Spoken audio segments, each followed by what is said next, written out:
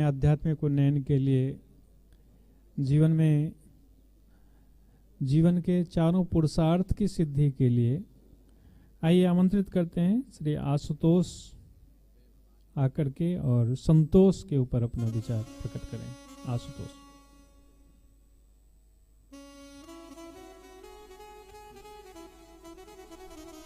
ओम ज्ञानानंदमयं देवं निर्मलं स्फटिकाकृतिम् आधारं सर्वविद्यानां हयग्रीवमुपास्महे।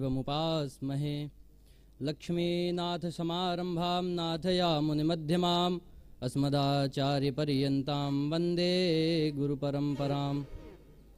परम पूज्य परम आराध्य सत्संग के आलोक स्तंभ पूज्य महाराज श्री के चरणों में कोटिशाह प्रणाम है।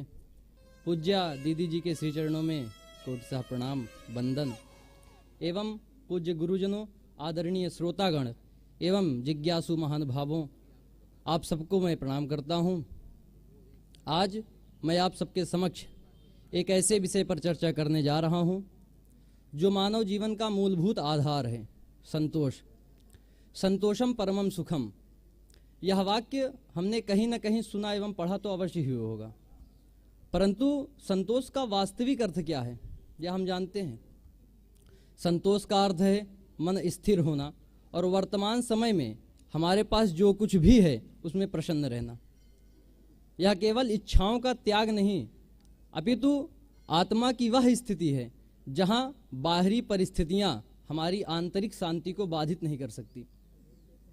आज के युग में जब मनुष्य भौतिकता की होड़ में भाग रहा है, ऐसी स्थिति में संतोष का महत्व और भी अधिक बढ़ जाता है। गीता में भगवान श्री कृष्ण कहते हैं, संतुष्टः सततं योगी यतात्मा दृढ़ निश्चयः मय्यर्पित मनोबुद्धिर्यो मे भक्तः शमे प्रियः। भगवान कृष्ण कहते हैं कि जो सदैव संतुष्ट है, जो आत्मनियंत्रित है,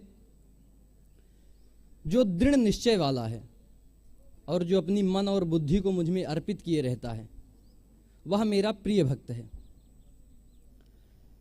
पूज्य महाराज श्री जो विश्व जागृति मिशन के संस्थापक एवं प्रेरक हैं, महाराज जी संतोष को हर क्षेत्र में सर्वोपरि मानते हैं। महाराज जी कहते हैं, संतोष से हम हर क्षण परमात्मा के निकट रहते हैं।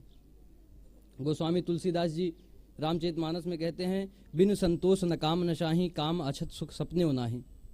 बिना संतोष के कामनाओं का नाश नहीं होता, और जब तक कामनाओं का नाश नहीं होता तब तक व्यक्ति स्वप्न में भी सुख एवं आनंदित नहीं रह सकता, सुख को प्राप्त नहीं कर सकता। हमारे शास्त्र कहते हैं, संतोषम सुकरम लोके नान्यः सुखाय संपदा। संतोष ही केवल अस्थायी सुख है, ना कि भौतिक संपत्ति। संतोष का अर्थ निष्क्रियता नहीं है। संतोष का अर्थ यह नहीं कि हम प्रयास करना छोड़ दें कि ठीक है जो है, नहीं।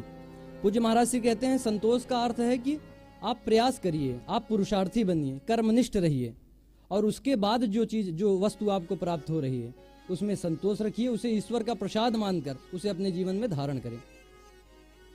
गीता में भगवान श्री कृष्ण 2 अध्याय में समझाते हैं उदाहरण देकर, आपूर्यमाणम अचल प्रतिष्ठम समुद्रमापः प्रविशन्ति यद्वत् तद्वत् कामायम प्रविशन्ति सर्वे सशांति माप्नोति न काम कामी।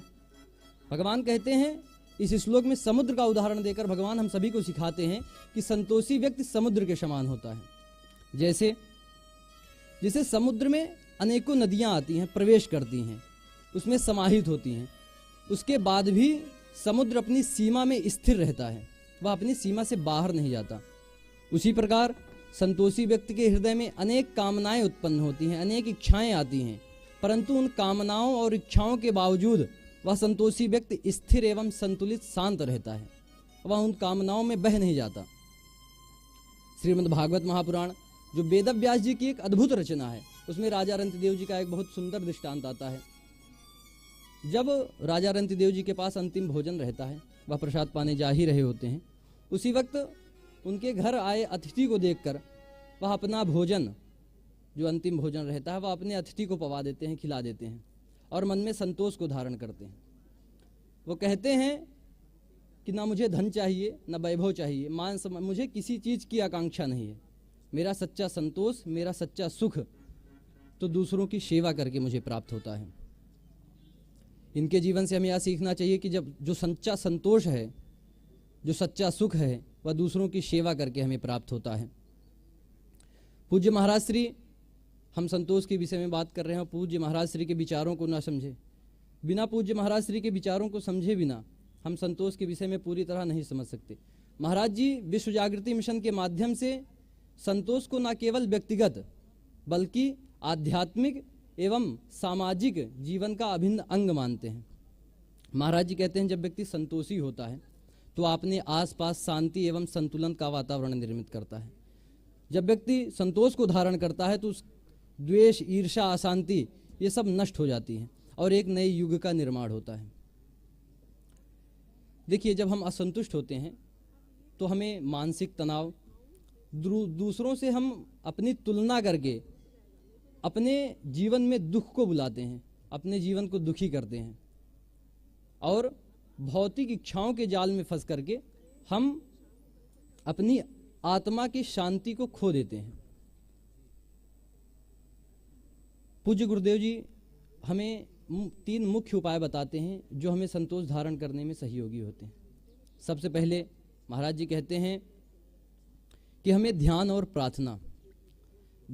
प्रार्थना से हम अपने हृदय में उत्पन्न होने वाली इच्छाओं को नियंत्रित करते हैं। दूसरा, महाराज जी कहते हैं सेवा और परोपकार को हमें अपने जीवन का अभिन्न अंग बनाना चाहिए, मुख्य उद्देश्य बनाना चाहिए।